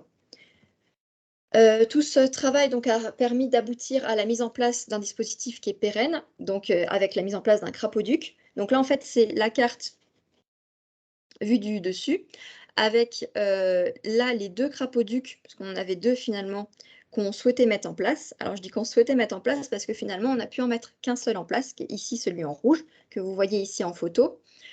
Donc ici, on a la grille en fait qui permet aux crapauds qui viennent du nord, là, enfin du haut, de tomber. Et puis leur passage va là avec un puits de lumière parce que sinon le trajet était trop long et que les crapauds, quand c'est trop, qu'il n'y a pas de puits de lumière, ils passent pas. Et puis après, il y avait un reste de tunnel pour finir le bout de route qui arrivait jusqu'au niveau des serres et après, ils traversaient jusqu'au point d'eau. Puis un petit panneau de sensibilisation ici. Là, c'est la vue du crapaud-duc, donc en dessous. Donc celui-là, on a pu le mettre en place et celui-là, malheureusement, on n'a pas réussi la négociation avec le propriétaire et donc le crapaud-duc n'a pas pu être mis en place. Et donc c'est là que j'en arrive à dire les bien, les moins bien. Donc ce qui était vraiment très bien par rapport à ce projet donc, de crapaud-drome duc, c'est tout ce qui est travail en réseau, la collecte de données, les informations qu'on peut avoir, qu'on peut échanger. Donc, on a beaucoup travaillé avec d'autres associations qui avaient mis en place déjà ce type de dispositif, le département et le parc. Il y a eu un énorme travail pour l'acceptation sociale parce que le crapaud part pas vraiment avec un avantage crapaud glamour. On va dire qu'à l'état adulte, il y a très peu de personnes qui pensent encore que le crapaud, c'est le prince charmant. Donc, c'est vrai que ça passait assez mal. On avait même des gens, pendant qu'on collectait ou qu'on mettait en place le crapaudrome qui, quand nous voyaient, accéléraient exprès pour être sûr d'écraser le crapaud devant nous. Donc, le début, c'était plutôt comme ça. Donc, importance beaucoup de la communication, de toutes les sensibilisations qui ont pu être faites, et mobilisation donc, des bénévoles et des riverains pour une réelle acceptation sociale en fait, et du projet. Un lien avec les propriétaires donc, qui est très très important. On l'a surtout vu avec ce propriétaire-là où tout se passait bien tant qu'on mettait en place les crapaudromes. Donc lui, derrière, c'est un champ, mais avec des truffières qui donnent beaucoup. Et tant qu'on mettait les crapaudromes, ça allait. Et en fait, quand on a changé d'interlocuteur avec un agent du département, lui, il est plus arrivé en mode, c'est pas une négociation, c'est comme on fait d'habitude quand on doit faire les routes. En gros, on dit qu'on veut faire et on fait. Et le propriétaire a été complètement braqué. Et en fait, on a eu une fin de non-retour, genre, bah non, mais en fait, j'en veux plus d'autres projets, je veux pas de crapaud-duc qui passe chez moi. Donc voilà, c'est vraiment faire hyper attention à tout ce qui va être communication avec les propriétaires et finalement éviter de changer d'interlocuteur pour X raisons. Différentes attentes aussi entre le département et puis bah, la LPO ou même le département service route. Par rapport, par exemple, à la grille là, qui était posée pour le crapaud-duc, nous, c'était vraiment pour que les crapauds puissent passer sans problème et faire leur migration. Et c'est vrai qu'il y avait énormément d'attentes côté route, sur tout ce qui était législation pour qu'une voiture passe, un enfant et pas le petit qui tombe dedans, etc. Donc, il a fallu concilier les attentes de tout le monde pour avoir un dispositif qui était quand même efficient pour les crapauds et pas dangereux pour les humains, les voitures, etc. Avec tout ça, on arrive quand même à un dispositif fonctionnel, donc on continue le suivi. Donc ça a été installé en 2019, donc on fait le suivi depuis. Et on a bien des crapauds qui passent sans problème, mais pour autant, on a un retour mitigé de la population qui, malgré l'acceptation qu'il y avait eu sur le projet, a l'impression qu'il y a moins de crapauds, mais en fait, on a moins de crapauds de manière générale partout dans le Lot et même ailleurs. Donc voilà, il y a pas mal de monde qui tend à croire que c'est du fait du crapaud-duc, alors que pas du tout. On a une repro qui est encore très très bonne. Un autre projet donc, qui a été mis en place, c'était les écuroducs. Donc là, avec pareil l'appel à témoignages, on a eu énormément de retours sur les écureuils. Et les écureuils, alors soit qui traversaient, ou les gens, là, le niveau acceptation sociale, c'est top, hein, ou les gens pilent parce qu'ils ne veulent pas écraser l'écureuil, ou alors ils les voient malheureusement écrasés, puis ça les émeut un peu plus que les crapauds. Et donc, on avait pu établir une carte avec vraiment 2 zones où il y avait plus de collisions, donc c'était Vers et Cajarc.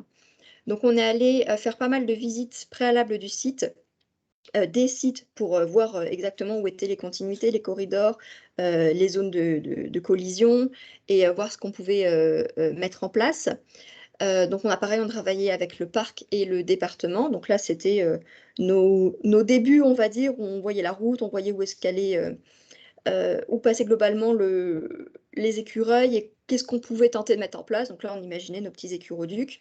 Donc un écuroduc, c'est vrai que je n'ai pas précisé, c'est en gros un câble qui est installé en hauteur, donc dans les arbres, et qui permet aux écureuils donc de traverser la route, mais en étant en hauteur. Donc c'est purement arboricole, un écureuil, donc il va rester dans les arbres sans avoir à descendre sur la route. Il passe juste sur la corde et comme ça, il va de l'autre côté de la route sans jamais avoir de risque de se faire écraser. On est rentré assez rapidement en lien avec l'association Coab, qui du coup est une association qui installe en l'occurrence des écuroducs. Ils sont basés dans l'Hérault, mais ils travaillent sur toute la France. Et on a commencé très tôt les contacts avec les mairies et les propriétaires aussi pour savoir ce qu'on pouvait mettre en place et qui était plutôt réfractaire ou d'accord pour ne pas se retrouver avec la même problématique que ce qu'on avait eu pour notre deuxième crapauduc. Donc là, c'est une photo où on a mis en place l'écuroduc de Caja. Alors je dis on, c'est Coab qui installe, qui pose l'écuroduc. Donc là, en fait, c'est cette corde-là, c'est un sorte de tendeur multibrin, donc qui est élastique, qui est à plus de 7 mètres de hauteur pour respecter les gabarits routiers et donc qui permet vraiment aux écureuils de passer. Ça a un diamètre de 33 mm, donc c'est quand même assez épais. Ils se sont rendus compte que s'ils prenaient un diamètre plus fin, en fait, si en dessous il y a par exemple, un camion qui passe, l'écureuil n'a pas assez d'attache pour rester et risque d'être pris et de tomber et de se faire écraser par la voiture d'après. Donc c'est pour ça que c'est assez grand. Pour ce projet, ce qui a été très important, c'était le lien avec le département, donc le service environnement, mais aussi énormément avec le service des routes, qui nous ont beaucoup apporté pour tout ce qui était demande d'autorisation pour bloquer une route, pour vérifier par rapport à toute législation sur les gabarits routiers, qui étaient présentes à chaque fois pour les pauses, pour bloquer la route, pour être sûr que on puisse poser en toute sécurité. Donc le lien avec le département était vraiment primordial. Le lien avec l'association Coab aussi pour la pause et puis pour l'étude, parce qu'une fois qu'on avait choisi nous directement les sites, parce que voilà, c'était la zone où il y avait le corridor, la zone la plus pertinente par rapport aux collisions, eux sont venus aussi pour faire l'étude des arbres, pour être sûr que le dispositif tienne et que les arbres puissent tenir même en cas de vent ou autre, le choc, on va dire, lié à l'installation de ce dispositif. Et à ce jour, donc, il y a un suivi qui est réalisé via des pièges photos avec un relevé mensuel. Donc, il y a un piège photo qui est installé. Donc, ici, il y en a un. Et sur l'autre site, pareil, il y en a un qui est mis en place. Et on a eu la bonne surprise de voir que les deux dispositifs ont été utilisés très rapidement par les écureuils. Donc, les dispositifs ont été installés fin novembre 2021. Et dès février, alors c'est fin janvier et fin février, les dispositifs étaient utilisés directement par les écureuils. Donc, c'était vraiment les bons secteurs. Et depuis, il n'y a plus de mortalité qui est constatée sur ces zones-là. Donc voilà, là c'est sur l'autre secteur, celui de Verse, où on a donc une photo avec l'écureuil qui descend de son arbre et puis après on a un petit film où il traverse tranquillement sur l'écuroduc avant d'atteindre le point suivant. Donc la communication a été très importante. Là aussi, on a fait des animations grand public et scolaires. Il y a eu un excellent retour de la part de tout le monde. Et il y a eu on s'est vraiment rendu compte de l'importance du capital sympathie de base de l'espèce par rapport à ce qu'on avait vécu pour les crapauds. C'est-à-dire que l'écureuil, c'est l'animal aimé de tous, notamment par rapport aux crapauds. Et ça a tellement bien marché qu'en fait, les gens continuent de nous envoyer plein de témoignages et qu'on a des mairies qui nous ont contactés pour voir s'il était possible chez eux aussi de mettre des écuroducs en place. Donc, c'est vraiment un projet qui va perdurer dans le temps et pas forcément qu'à l'échelle du parc. Et donc, le dernier volet que je voulais présenter, c'est que comme on ne peut pas mettre non plus des dispositifs tels qu'un crapauduc ou qu'un écuroduc en place partout, on avait aussi choisi de faire des panneaux de sensibilisation. Donc là, on avait deux types de panneaux de sensibilisation. À droite, un plutôt pour les amphibiens, notamment les salamandres, et un à gauche, c'était un peu pour tout le monde. Donc on avait mis écureuils, effraies et autres. On les a installés donc en lien avec la carte que je vous montrais au début. sur les tronçons en fait, les plus accidentogènes en fonction de la phénologie des espèces. Donc, c'est-à-dire que la salamandre, on ne met pas en plein été, on va mettre au moment où il y a la migration pour la ponte, enfin pour la repro. Et on a installé pendant des périodes courtes, donc maximum 3 semaines, sur route départementale ou communale. Et on a vraiment choisi 3 semaines parce qu'on s'est rendu compte que même vous, en tant que conducteur, vous vous en rendez sûrement compte, les panneaux, au bout d'un moment, quand ce n'est pas du panneau de circulation classique, on va dire, on ne les voit plus. Donc en fait, en les laissant que 3 semaines et en les rechangeant, quitte à revenir les mettre un mois après, et en fait, ça permet de renouveler l'information. On a eu de très très bons retours et pareil, là aussi, ça a permis de nouveaux témoignages de personnes qui nous disaient, alors même des agents du département, toute personne, ah oui, c'est vachement bien que vous ayez mis ça à tel endroit pour les panneaux salamandres, mais moi j'ai repéré un secteur sur la petite route XY où il y a énormément de salamandres, donc on allait voir et effectivement après on pouvait aller installer des panneaux, donc ça permettait aussi d'avoir des infos. Alors par contre, par rapport à ces panneaux, il y a eu énormément de vols, c'est-à-dire qu'à la base on avait 10 panneaux, et que là, on s'en est fait voler déjà 4. Et il y a un 5e, on est en attente de savoir si c'est un bénévole qui nous l'a récupéré ou si on s'est aussi fait voler. Donc voilà, ça ne va pas, à mon avis, durer très très longtemps. Mais en tout cas, c'était aussi un super moyen de sensibiliser les personnes. Voilà pour, en très court, ce que je pouvais vous présenter sur ce projet. N'hésitez pas si vous avez des questions. Merci beaucoup Stéphanie, c'est incroyable. Je ne reviens pas qu'on vous ait volé des panneaux, quoi. C'est fou. Hein. Et oui. Alors je reviens avec vous parce que sinon je ne vous vois pas. J'en sont formidables. Oui, tu peux départager effectivement. Oui, au début, on n'a pas compris les premiers panneaux qui ont disparu. On s'est fait, ok, donc celui qui l'a posé, il n'a pas bien géolocalisé. On est retourné voir. Non, bon, d'accord, machin. Puis en fait, non, on a passé beaucoup de temps en gendarmerie pour déposer plainte. Alors vous imaginez le sketch quand on leur dit qu'on a des super bons panneaux qu'on s'est fait voler. Bon, ils ne nous prennent pas du tout au sérieux en vrai, mais bon, oui, voilà, on s'est fait voler la moitié de nos panneaux. Voilà. Et puis je note aussi, je suis assez étonnée de la mauvaise presse qu'ont les crapauds encore aujourd'hui, malgré tout, quoi. Le fait qu'on vous ait refusé un projet au dernier moment, là, que le propriétaire ait changé d'avis, enfin, n'ait pas voulu que ça passe chez lui, etc. C'est vraiment... C'était très décevant en fait, parce que ça faisait déjà 3 ans qu'on faisait l'étude en amont, où ça se passait très bien avec ce propriétaire, et il acceptait tous les ans qu'on pose le crapaudrome chez lui. C'est un tout petit village dans le Lot, donc on va dire que tous les habitants, tous les écoliers, même des alentours, tout le monde connaissait le crapaud, les crapauducs, le crapaudrome, etc. Et il y avait eu un énorme travail de sensibilisation. Et donc c'est vrai que là, le changement de dernière minute, on était hyper déçus, d'autant que c'était vraiment un secteur hyper intéressant pour les crapauds pour passer, quoi. Il y avait même plus de crapauds initialement qui passaient sur ce secteur-là que là où on a mis le crapauduc en définitive. Donc c'est vrai qu'on est resté un peu frustré par rapport à ce projet, mais bon voilà, c'est aussi un peu intéressant du coup que je vous en fasse le témoignage, parce que sachez que le changement d'interlocuteur en dernier moment n'est pas un bon point du tout. Merci. Est-ce que vous avez des questions pour Stéphanie? Fabien? Oui, ouais. Alors, encore une fois, merci beaucoup pour la présentation que j'ai trouvée aussi vraiment très intéressante. Et voilà, c'est super que vous vous mobilisiez comme ça sur les territoires tous. Donc voilà, je trouve ça chouette. Donc on trouvera avec Ondine des moyens aussi de valoriser vos retours d'expérience, si vous le souhaitez, on reviendra vers vous. Donc là, ce qui m'a interloqué surtout, c'est que la Fédération de chasse n'est pas fourni ces données. Enfin bon, du coup, j'imagine c'est parce qu'il y a un peu des tensions, on va dire, entre guillemets institutionnelles entre Fédé de chasse et le PO, ce genre de choses. Mais bon, du coup, c'est vraiment dommage, surtout que l'OFB finance via les contributions parfois. Donc là, en l'occurrence, je ne sais pas, mais parfois ce genre de dispositif. Et donc, les données sont censées être publiques, etc. Quoi. Mais... Oui, nous, on était étonnés, et d'autant que là, c'était... Alors oui, il y a des... Voilà, Bon, LPO et Fédé de chasse, c'est pas forcément connu pour être les meilleurs amis du monde. Bon, voilà, c'est un fait, même si, en l'occurrence, on travaille ensemble sur d'autres projets. Mais là, c'était surtout que c'était un projet qui était porté par le parc. Et donc, en fait, moi, j'étais passée par le parc pour qu'ils puissent faire la demande et qu'il n'y ait justement pas ce biais de on récupère pas les données parce que CLPO fait des chasses et qu'il peut y avoir un contentieux divers et variés. Et même là, en fait, on n'a jamais réussi à avoir quoi que ce soit. Donc, bon, voilà, c'est dommage. Je ne suis pas certaine que ce soit juste parce que c'était estampillé LPO, parce que même le parc n'a jamais réussi à avoir aucune donnée. D'accord.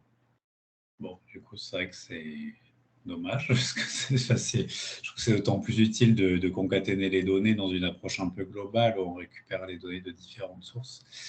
Bon, et puis, je voulais aussi signaler, il y a un protocole national sur les collisions qui est porté initialement par le MNHN et l'UMS Patrinat, donc qui est coporté, qui est animé par le ministère, la DGITM, donc qui est en charge des transports au ministère et notamment qui a vocation à se déployer sur les réseaux routiers nationaux. Donc je ne sais pas si vous avez eu des données sur le réseau routier national également, mais c'est aussi une source de données qui peut avoir vocation aussi à se déployer dans les départements qu'ils souhaiteraient sur leur réseau routier propre. Donc, ça peut aussi faire partie potentiellement des démarches de se renseigner un peu plus sur ce protocole et peut-être de convaincre les départements de le déployer également, donc, qui consiste donc à mobiliser les collègues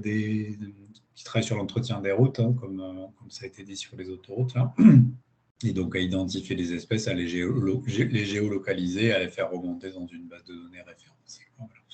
Donc ça, c'est un outil qui est censé servir à tous les gestionnaires, enfin, en tout cas en priorité aux directions interrégionales des routes et aux départements qui le souhaiteraient. Donc certains départements sont impliqués. Voilà. J'ai regardé ça de plus près, mais c'est vrai que le muséum, j'avais bien vu les études, mais je n'avais pas reçu de données de leur part. Après, peut-être que l'autre, c'était pas dans les éléments, on va dire dans les départements prioritaires pour les débuts d'études. Ou alors peut-être qu'il n'a pas été déployé effectivement sur le réseau national du Lot et certainement pas dans le département, sur le réseau départemental. Alors, ça, c'est tout à fait probable. Ok, j'avais demandé il y a quelques temps, c'est vrai que petite piqûre de rappel, c'est pas mal, je retournerai voir ça. Je leur redemanderai, merci. On voit que les données, c'est vraiment toujours le nerf de la guerre et c'est pas facile à récupérer. C'est du temps, c'est de la mobilisation des personnes et c'est vrai que c'est des choses qui sont compliquées. Ondine, j'avais vu que tu avais levé la main tout à l'heure, mais je ne sais pas si c'est toujours d'actualité. Oui, non, c'était juste pour rebondir, mais du coup, j'étais en train d'écrire dans le chat. C'est par rapport aux données des fédérations du coup, des chasseurs. Je ne sais pas si vous avez contacté départemental ou régional, mais je pense qu'il faut contacter plutôt régional et notamment Antoine Berceau qui gère, il me semble, la centralisation des données via Fauna. Parce que du coup, je suis allée regarder sur le site via Fauna. Et il y a des données qui datent de mai 2022, donc ça pourrait être intéressant quand même de récupérer ces données parce qu'elles sont récentes, donc c'est toujours bon à prendre. Et je pense qu'il faut contacter Fédération régionale d'Occitanie et pas les fédérations départementales. Et c'est Johan Roy qui s'occupe aussi de ce programme via Fauna, alors peut-être pas forcément des données, mais qui du coup le pilote un peu de ce programme au niveau de les fédés départementales. Il y a du coup de la fédération régionale sur ce projet, je crois. Je sais pas si j'étais en contact direct avec lui pour justement pour tout le début. On avait en fait, on avait eu 2 stagiaires en même temps et donc qui travaillaient sur des sujets qui étaient à peu près similaires. Et donc, en fait, l'idée, c'était qu'à chaque fois, on fasse des réunions tous les 4. Donc, Johan, qui était maître de stage, moi aussi, et puis nos 2 stagiaires, pour pas qu'il y ait des doublons ou voilà, pour que ce soit logique à la fin qu'on en retire quelque chose. Et c'est le moment où on a le mieux réussi à travailler ensemble, en fait, via le travail des stagiaires. Pour les données, on avait demandé à la départementale qui, elle, nous avait dit nous, on n'a rien en informatique, on a tout sur papier. Et franchement, voilà, on n'a pas plus envie. Et après, on a tout demandé en régional. On a même eu une convention qui a été mise en place pour récupérer les données, mais on n'a jamais eu de données. Donc, non, on avait vraiment poussé quand même le truc pour recevoir les infos. Ok, c'est incroyable. Ok. Marine ? Oui, moi j'avais une question sur les financements. Est-ce que le projet a bénéficié de financement? Et si oui, qu'est-ce que ça a financé? Et par quel fonds c'est passé? Alors, tu l'as peut-être pas dit, tu l'as peut-être dit, mais j'étais peut-être pas attentive. Donc, voilà. Je l'ai dit au tout début, mais il n'y a pas de problème. Donc, le projet, c'était, enfin, l'ensemble de tout ce que je vous ai présenté, c'était fait dans le cadre du contrat restauration biodiversité des Causes du Quercy, avec des financements en région et Europe via le FEDER. Ça comprend toutes les études en amont, tout le travail nous fait en salarié. Pareil pour la salariée du parc, donc Anaïs et Hélène. On avait des enveloppes pour les achats ou les installations de dispositifs. Donc les panneaux, l'installation du crapauduc, l'achat pour la mise en place du crapaudrome et les 2 écuroducs, tout ça c'était financé via la région du coup et le FEDER. On a eu une contribution de la Fondation Brigitte Bardot pour les pièges photos qu'on a installés sur l'écuroduc, enfin sur les 2 écuroducs. Et voilà, niveau financement, ce qu'on avait. Et après, bon, il y avait une part d'autofinancement comme pour tout ce type de projet. Par curiosité, de mon côté, combien ça coûte un écuroduc? C'est un câble en fait qui traverse la route, mais il y a beaucoup d'intendances derrière, j'imagine. Il faut couper les routes, etc. Enfin, il y a tout un tas de manipulations. Il faut grimper aux arbres. Bon, bref. Alors ouais, c'est pas juste un câble qui traverse la route, même si c'est voilà, dans l'image c'est ça. Mais en fait, du coup, c'est l'association Coop qui fabrique pour chaque nouvel écuroduc, donc chaque nouveau site, l'écuroduc qui va aller bien, avec le nombre de tendeurs multibrins qui est à l'intérieur. Donc en fait, c'est un amas de plusieurs tendeurs multibrins. Des fois qu'il y en ait un qui casse, que tous les autres continuent de supporter le dispositif. Donc qui va être à la bonne longueur, qui va être avec les bonnes tensions, etc. Donc il y a quand même un énorme travail. En amont, l'association vient pour donc vérifier sur site que les arbres vont pouvoir justement tenir le dispositif. Ils calculent en fonction des vents et de comment travaille l'arbre, en fait, la longueur totale qu'il va falloir aussi. Et en fait, c'est vraiment cette partie-là qu'on a, enfin, le travail de coop entre venir sur place avant pour checker les arbres et prendre toutes les mesures, construire les 2 écuroducs, installer les 2 écuroducs, donc sur les 2 communes, ça nous a coûté 6 000 €. C'est pas non plus excessif. Hein. C'est pas non plus excessif. Je pensais que ça allait être beaucoup plus au-delà, que ça allait aller au-delà de ça, effectivement. Là, c'est vraiment la prestat de coop. Après, dans ces 6 000 € ne sont pas pris en compte. Du coup, nous, le travail qu'on a fait en amont de trouver les sites, donc toutes les études avant, et c'est pas pris en compte non plus la com, les sensibilisations, tout ça, et n'est pas pris en compte aussi le travail réalisé par les agents du département pour nous aider sur la partie bloquer les routes ou faire toutes les démarches auprès du préfet pour demander justement que la route soit bloquée, etc. Non, mais ce que je te demandais, c'est effectivement le coût du dispositif en lui-même. Et voilà, pour avoir un ordre d'idée, je te remercie. Fabien, tu as toujours la main levée, mais je ne sais pas si tu as une autre question ou si tu ne l'avais pas baissée. Non, je n'ai pas baissé. D'accord. Est-ce que vous avez d'autres questions du coup pour Stéphanie avant qu'on conclue? Sachant que vous pourrez prendre contact directement entre vous ensuite. Hein, vous avez les coordonnées, vous avez vu dans les précédents mails, et dans celui que je vais vous envoyer encore avec les présentations qui ont été faites aujourd'hui suite à ce café pour prendre des contacts directement pour approfondir les échanges. N'hésitez surtout pas, en tout cas, même après, à revenir vers moi si vous avez des questions, parce que comme c'est vrai que c'est à chaque fois des grosses actions, mais que là, je vous ai fait tout en très succinct. Enfin, si vous avez des questions, n'hésitez pas. Je répondrai autant que possible et avec plaisir. Merci Stéphanie. Je vois que Marine a du coup une autre question. Oui, ça m'est revenu du coup. C'était à propos du crapodrome. Je voulais savoir, ça dure combien de temps de mettre en place un crapodrome? Il faut le laisser combien de temps pour que ce soit efficace? Et combien de personnes ou d'associations ça mobilise? Enfin, j'imagine qu'il doit y avoir un grand réseau de bénévoles parce qu'il faut relever les seaux tous les jours. Oui, il faut relever les seaux tous les jours. Alors, l'étude doit se faire pendant 3 ans. pour pouvoir justement voir où sont les flux migratoires. Donc, c'est aussi de longue durée. Ça se fait sur à peu près 2 à 3 mois. Ça va dépendre en fait de là où vous êtes situé. C'est en gros entre janvier et mars. Mais voilà, si vous êtes dans des zones plus froides, où les températures changent plus ou moins, on va dire, ou si le printemps vient plus tôt, les crapauds vont commencer à migrer plus tôt. Donc en fait, il faut s'adapter. C'est pas au 15 janvier, on est sûr qu'on le met, quoi. Il y a des années, on le mettait au 3 janvier, on a commencé, et des années, on l'a mis au 4 février. Donc ça dépend, mais après, c'est globalement entre 2 et 3 mois, on laisse le crapaudrome en place. Là, il y a des relevés tous les jours, matin et soir. On a une 50aine de bénévoles qui étaient présents tout le temps et qui se relayaient en fait pour faire ces relevés.